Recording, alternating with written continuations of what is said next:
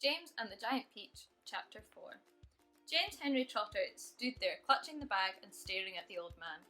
"And now," the old man said, "all you've got to do is this. Take a large jug of water and pour all the little green things into it. Then very slowly, one by one, add 10 hairs from your own head. That sets them off. It gets them going. In a couple of minutes, the water will begin to froth and bubble furiously. And as soon as that happens, you must quickly drink it all down, the whole jugful in one gulp. And then, my dear, you will feel it churning and boiling in your stomach, and steam will start coming out of your mouth. And immediately after that, marvellous things will start happening to you. Fabulous, unbelievable things. You'll never be miserable again in your life, because you are miserable, aren't you? You needn't tell me, I know all about it. Now off you go and do exactly as I say. And don't whisper a word of this to those two horrible aunts of yours. Not a word. And don't let those green things in there get away from you either, because if they do escape, then they will be working their magic upon somebody else instead of upon you. And that isn't what you want at all, is it, my dear? Whoever they meet first, be it bug, insect, animal or tree, that will be the only one who gets the full power of their magic. So hold the bag tight, don't tear the paper, off you go, hurry up, don't wait, now's the time, hurry!" With that, the old man turned away and disappeared into the bushes. Chapter 5. The next moment, James was running back towards the house as fast as he could go. He would do it all in the kitchen, he told himself, if only he could get in there without Aunt Sponge and Aunt Spiker seeing him. He was terribly excited. He flew through the long grass and the stinging nettles, not caring whether he got stung or not on his bare knees. And in the distance he could see Aunt Sponge and Aunt Spiker sitting in their chairs with their backs towards him. He swerved away from them as to go round the other side of the house. But then, suddenly, just as he was passing underneath the old peach tree that stood in the middle of the garden, his foot slipped and he fell flat on the grass, on his face. The paper bag burst as it hit the ground and thousands of tiny green things were scattered in all directions.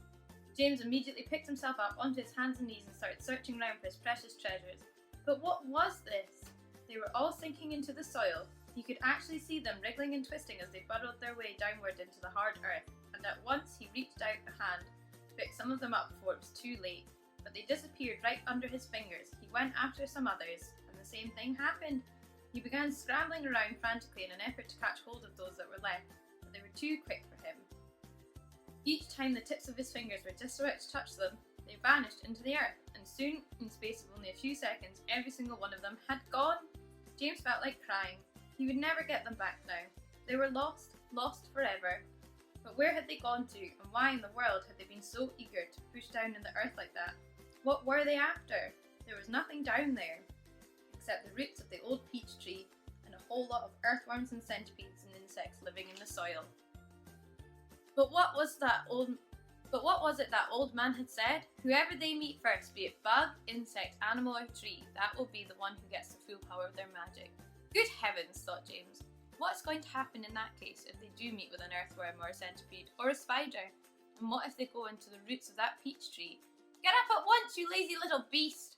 a voice suddenly shouting in James's ear.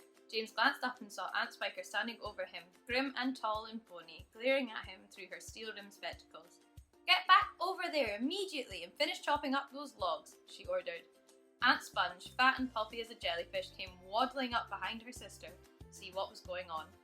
"Why don't we just lower the boy down the well in a bucket and leave him there for the night?" she suggested. "That ought to teach him not to laze around like this the whole day long. That's a very good wheeze, my dear Sponge, but let's make him finish chopping up the wood first.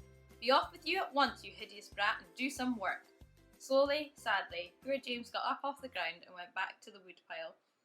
Oh, if only he hadn't slipped and fallen and dropped that precious bag. All hope of a happier life had completely gone now. Today and tomorrow and the next day and all the other days as well would be nothing but punishment and pain, unhappiness and despair. He picked up the chopper. He was about to start chopping away again when he heard a shout behind him that made him stop and turn.